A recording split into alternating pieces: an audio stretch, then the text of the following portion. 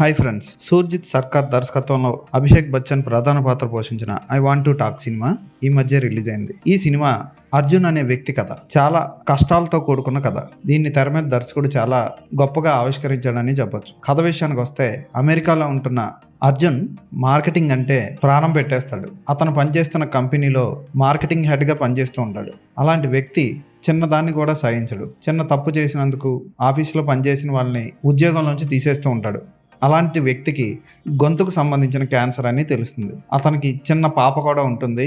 భార్య అతనికి దూరంగా విడిపోయి ఉంటుంది. ఆ పాప వారంలో సగం రోజులు తండ్రి దగ్గర, సగం రోజులు తల్లి దగ్గర ఉంటుంది. అయితే క్యాన్సర్ అని తెలిసిన తర్వాత అర్జున్ జీవితంలో ఏమేం మార్పులు జరిగాయి, ఆ క్యాన్సర్ అతన్ని ఎంతవరకు తీసుకెళ్ళింది అన్నది సినిమా చూసి తెలుసుకోవాలి. కొన్ని కథలు ఉంటాయి, చూడడానికి చాలా భయంకరంగా ఉంటాయి, కానీ పట్టు వదలకుండా దాన్ని సాధించి నిలబడవాళ్ళని చూస్తే చాలా స్ఫూర్తినిస్తాయి. అటువంటి కథ ఇది. అర్జున్ 20 సర్జరీలు జరిగిన తర్వాత కూడా 5% ఉన్న తన పేగులతో బతుకుతూ ఉంటాడు. క్యాన్సర్ వచ్చిన తర్వాత తనని తాను మ్యానిపులేట్ చేసుకొని, తనకున్న జబ్బుల్ని తాను మ్యానిపులేట్ చేసుకొని బతకడం నేర్చుకుంటాడు అర్జున్. చిన్నారి కూతుర్ని కూడా చాలా ముద్దుగా చూసుకుంటూ కూతురికి జీవితం అంటే ఏంటో చెప్పాలనుకుంటాడు.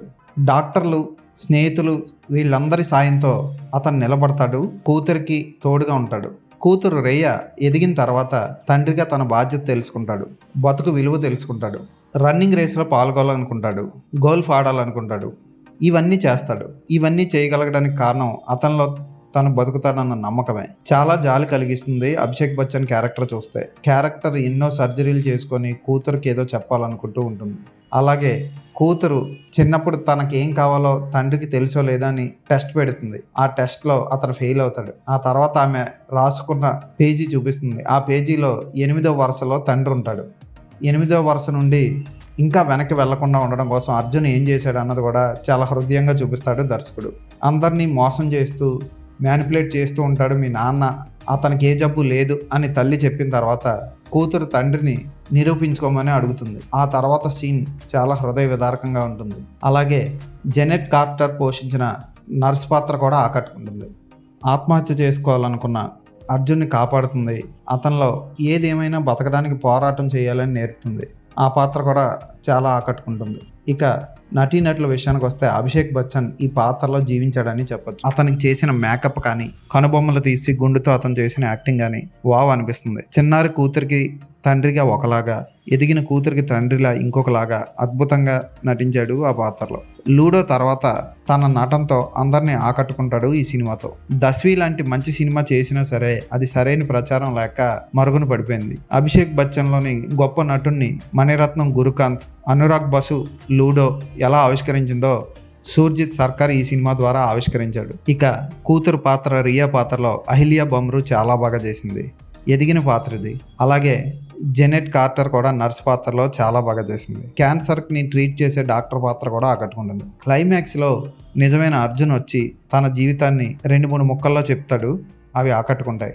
యావరేజ్ అనేదే లేదు ప్రపంచంలో అని చెప్తాడు క్లైమాక్స్లో. నిజమే. అయితే హిట్ లేకపోతే ఫ్లాప్, మధ్యలో యావరేజ్లు అంటూ లేవు అంటూ నాకు తెలిసిన ఓ రెడ్డి గారు చెప్పారు. ఈ సినిమా చాలా హృదయంగా ఉంటుంది, ఆకట్టుకుంటుంది. అస్సలు మిస్ అవ్వకండి. తల్లి తండ్రి ఇద్దరు పెళ్లి చేసుకొని విడాకులు తీసుకొని పిల్లల్ని ఎంత బాధకు గురి చేస్తారో అది పిల్లలకే తెలుసు తప్ప తల్లిదండ్రులకు తెలియదు అన్నట్లు రియా పాత్రతో చెప్పిస్తాడు దర్శకుడు.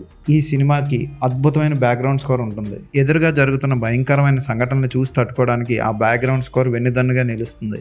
జానీ లివర్ పాత్ర కూడా జీవిత సత్యాన్ని తెలుపుతూ ఉంటుంది. ఒక్కొక్క దగ్గర కామెడీ కూడా చేస్తుంది. ఇన్నిసార్లు హాస్పిటల్కి వెళ్తున్నావు, హాస్పిటల్ పక్కన ఇల్లు కొనుక్కోవచ్చుగా అని చెప్తుంది. స్ఫూర్తినిచ్చే ఇటువంటి గొప్ప జీవితాన్ని తెర మీద ఆవిష్కరించినందుకు సూర్జిత్ సర్కార్ని అభినందించాలి. అలాగే ఫోటోగ్రఫీ, ఎడిటింగ్ సినిమాకి చాలా హెల్ప్ అయ్యాయి. ఈ సినిమాకి నేను ఇచ్చే రేటింగ్ 5/5.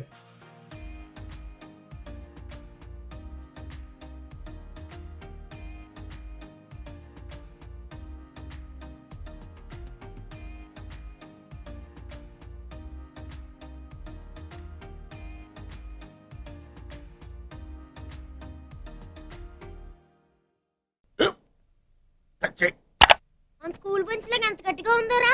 కొట్రా, కొట్టు, పర్లేదు, కొట్టు. అబ్బా చైన్ పెట్టేసింది బాబాయ్. నీకు ఏంటి నువ్వు కొడతావా? కమా బిట్ మీ యార్.